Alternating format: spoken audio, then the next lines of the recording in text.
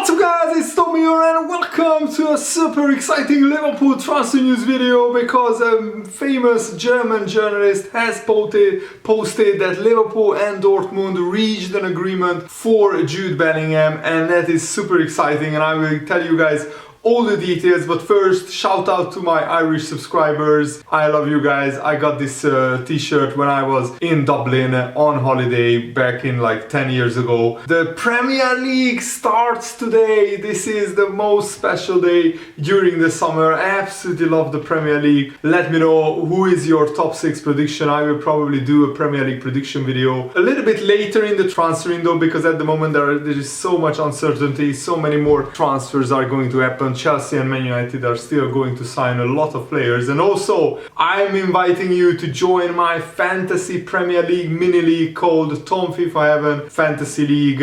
There will be a link in the video's description. If you click that link and enter the fantasy Premier League game, then you will enter my mini league and we will compete against each other all throughout the season, and let's see who comes out on top. And Ivan Schwakov, who is a German journalist with very good sources, yesterday evening he shared on Twitter that an agreement is in place for Bellingham between Liverpool FC and Dortmund. The player will become a Liverpool player. No other clubs can interfere. It's just a matter of when. And that's the smart thing about this tweet, because he didn't say whether it's in a few weeks, whether it's in January, whether it's next summer. So whenever Jude Bellingham joins Liverpool, he will be proven right and he can say he was the first to share this argument. But recently these journalists' information are becoming spot on, and even Fabrizio Romano still gets it wrong. But some users are saying that they are confident that this information shared by this journalist is accurate. And Liverpool have been in contact with Borussia Dortmund for some time, so it's not impossible to imagine that they have reached an agreement in place, and there is an agreement in place for Bellingham, and it could be a pre-contract agreement similar to the Naby Keita deal. We already talked about that in previous videos, that Bellingham could join Liverpool maybe in the January transfer window or maybe next summer. Dortmund probably don't want to upset their fans too much. Their Bundesliga season kicks off tomorrow as well. They play Leverkusen in game week 1, and I will be watching the Bundesliga highlights very closely to watch and scout Jude Bellingham. But Ivan Schwakov is a pretty reliable journalist and he has broken many other transfers before, and he has credible contacts. And on July the 28th he's also said that Liverpool FC are in talks to sign Bobby Firmino on a new contract and to let him retire at the club, or at least play until he's a really old player and maybe he goes and retires in Brazil. But also that is very encouraging news. And Bellingham, when he was asked who is the most professional player that he has played with, he said at the national level it's Jordan Henderson. He said he's always doing extra work, he's always staying longer on the football pitch, staying longer in the gym, always working so hard on the pitch. Even in the gym he's always putting it in, and that's really brilliant. And you can see Jude Bellingham already has said that Steven Gerrard was his idol growing up, so he probably was a Liverpool fan as a kid, and he has also his current role model is Jordan Henderson in the England lineup, so that is very exciting as well. And Liverpool.com is reporting that Liverpool could come to an agreement to sign Jude Bellingham within weeks. And they claim that Liverpool are progressing in talks with Borussia Dortmund. Liverpool could arrange to have Bellingham among their ranks as early as January, according to the newspaper. And if Liverpool would not sell him this summer, doing so mid-season makes sense. Liverpool are said to be increasingly confident of signing Bellingham from Dortmund and have previous experience of arranging a deal in advance of it happening, as they did with RB Leipzig on the transfer of Naby Keita as well. But the El Nacional newspaper is claiming that Real Madrid and Paris Saint-Germain are also big fans of Jude Bellingham. They are also looking to sign him, but I think Jude Bellingham would prefer to come back to England and not go to PSG or Real Madrid. He doesn't really speak the Spanish language or the French language either, and he would feel really welcome and really at home at Liverpool because his family lives in Birmingham, which is also in the north part of England. Liverpool are definitely looking to sign a midfielder. Jurgen Klopp said that at the moment they are assessing their options after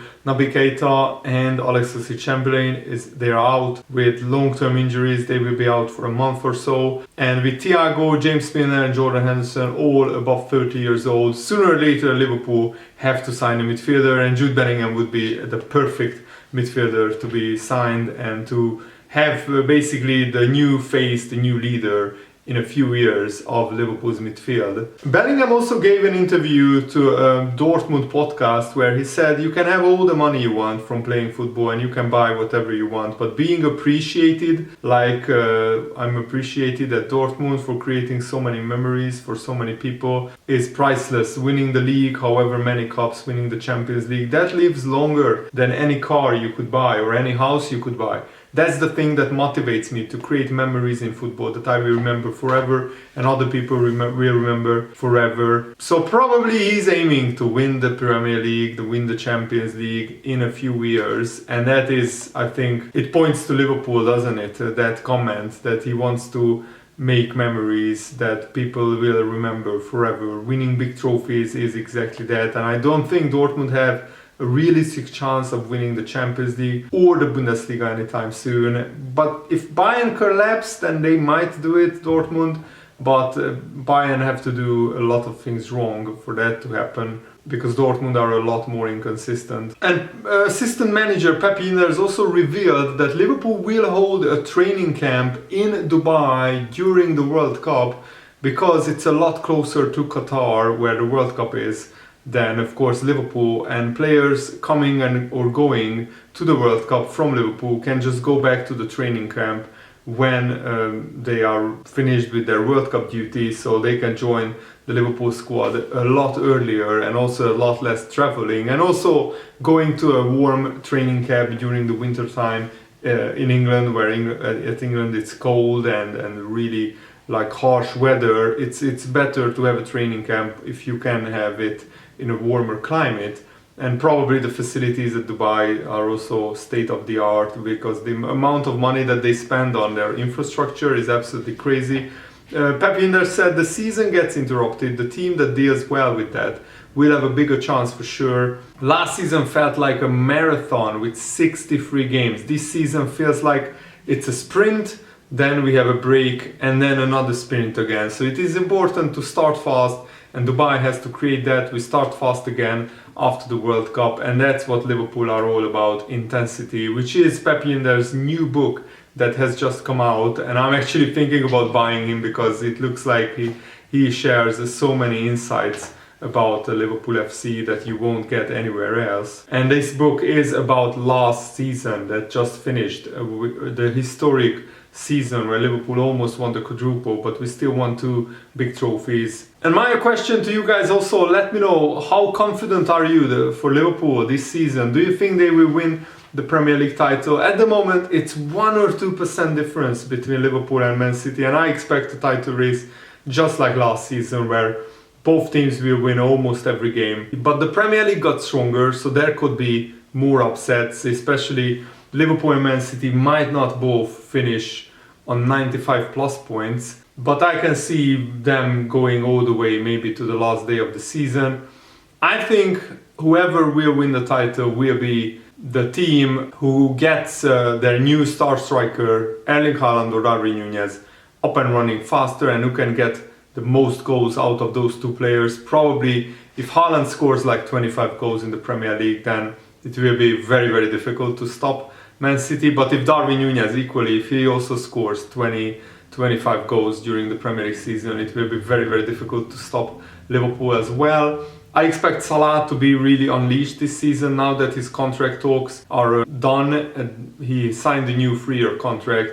I expect him to be really, really fired up for this new season, and he will be even more motivated than last season to win the Premier League. I expect Liverpool to be really, really hungry, and every single game we will try to absolutely maximize our output and win every single game. I think Liverpool will be just a relentless winning machine this season. But still, against this great Man City side, it's a coin toss between Liverpool and Man City who wins the title. I will probably talk more in detail after I've done when I'm doing my Premier League predictions video. I still want to wait a few weeks because it just feels so wrong to do a Premier League predictions video right now when there is still so much uncertainty. A lot of big clubs haven't done most of their transfer business. I'm talking especially about Chelsea and Man United. I still feel they will make so many big moves. I mean, they just signed Marc Cucurella at Chelsea for more than £60 million, which feels absolutely crazy when they have already